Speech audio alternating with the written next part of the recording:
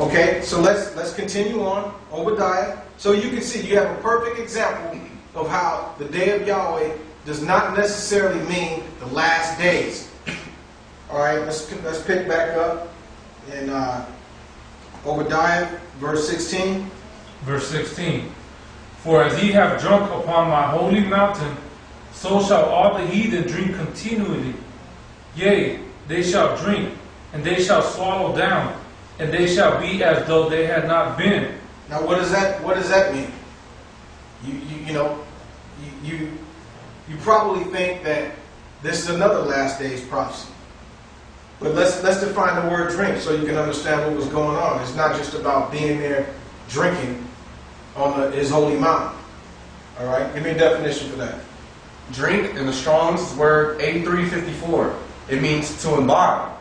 Imbibe in the Webster's dictionary means to drink in, to absorb, as a dry or porous body imbibes a fluid. A sponge imbibes moisture. So basically, you can see that the Edomites and the heathen were sponging off of Israel. We're going to show you how there were Edomites in the land and also strangers or heathen up in the land sponging off of our inheritance. Okay? Read on. Verse 17. But upon Mount Zion shall be deliverance, and there shall be holiness, and the house of Jacob shall possess their possessions. Verse 18. And the house of Jacob shall be a fire, and the house of Joseph a flame, and the house of Esau for stubble. And they shall kindle in them and devour them, and there shall not be any remaining of the house of Esau, for Yahweh has spoken it. Now, here's another one where you think that it says the house of Jacob and the house of Joseph, and you're thinking, oh, the northern kingdom or the northern tribes are coming back, and then we're all gonna kill everybody in the house of Esau. Yeah. But that's not what's going on here. Let's explain this. Let's go back to verse 17 and break this down. Because remember back in verse 9 it spoke of the Mount of Esau. Now notice what's going on in verse 17. Read. Verse 17. But upon Mount Zion shall be deliverance. Okay, on Mount Zion there shall be deliverance. Now how did this deliverance come about? Because these things have came to pass. Many of you tell me, oh, there's no way that came to pass. You don't know what you're talking about.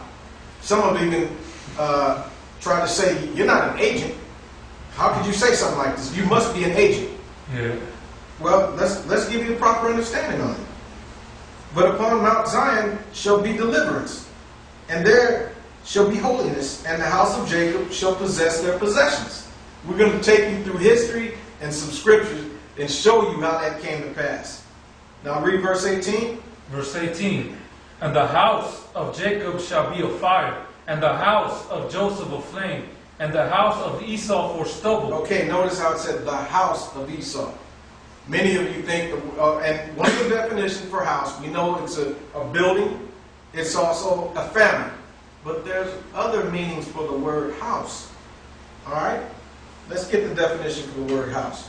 And you got a Brown, Driver, and Brick definitions? Because these brothers don't believe the Strong's Hebrew Dictionary. So let's get it from the Brown, Driver, and Briggs Hebrew Lexicon. Place of land, house. Also of land of Ephraim. Did you get that? It said place of land, house. Now we already know the other definitions. We're bringing out the definitions that pertain to this scripture. Okay? Read it again. House from the Brown, Driver, and Briggs.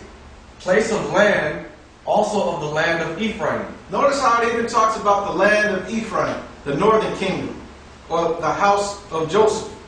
But let's prove it in scripture. Give me Exodus chapter 20.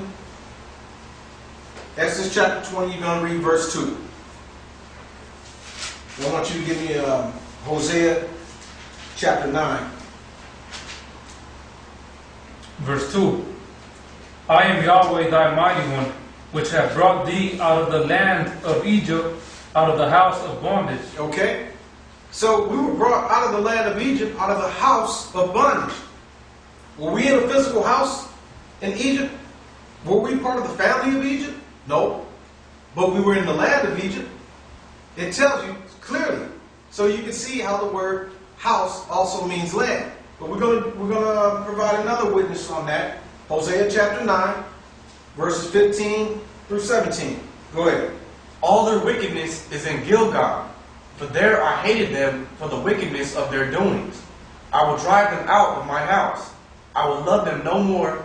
All their princes are revolters. So he said right there, he's going to drive them out of his house. This is talking about the northern kingdom. Did he mean he's going to drive them out of the temple? That's not what he was saying. Read it again. Start at verse 15. All their wickedness is in Gilgal. What's Gilgal? Let's get a definition on that. Gilgal, from Brown Driver Briggs. Dwelling place of prophets in northern Israel. In northern Israel. In the land of the northern kingdom. Read on. All their wickedness is in Gilgal, for there I hated them for the wickedness of their doings. I will drive them out of mine house. I will love them no more. All their princes are revolters. Ephraim is smitten, their root is dried up. They shall bear no fruit. Yea, though they bring forth, yet will I slay even the beloved fruit of their womb. My mighty one will cast them away, because they did not hearken unto him, and they shall be wanderers among the nations. Okay, and that's what the northern kingdom is going through right now. Wanderers among the nations. And we know where many of them are at. We all know this. Okay, but you can clearly see how the Most High said he's going to drive them from his house. Meaning from the land, from the northern land of Israel. From the land of Ephraim, from Gilgal. So let's go back to Obadiah. We have the understanding on house. I just want you to read verse 18 again. Verse 18. And the house of Jacob shall be a fire, and the house of Joseph a flame. So the house of Joseph a flame. And that word flame really means a weapon, like a tip of a weapon or a spearhead. But it also says the house of Jacob shall be a fire. Read on. And the house of Esau for stubble, and they shall kindle in them and devour them, and there shall not be any remaining of the house of Esau, for Yahweh has spoken it. Okay, so the house of Joseph, or the territory of Joseph, the northern kingdom, shall be aflame. The territory of the southern kingdom, referred to here as the house of Jacob, shall be a fire. And then the house, or the territory of Esau, shall be for stubble. And it says they're going to kindle in them and devour them. How they devour the house of Esau, the land of Esau. We're going to find out all of this. Okay? Why don't you read verse 18 one more time? Go ahead. Verse 18. And the house of Jacob shall be a fire, and the house of Joseph a flame, and the house of Esau for stubble, and they shall kindle in them and devour them, and there shall not be any remaining of the house of Esau, for Yahweh has spoken it. And we're going to find out why there were not any remaining of the house of Esau.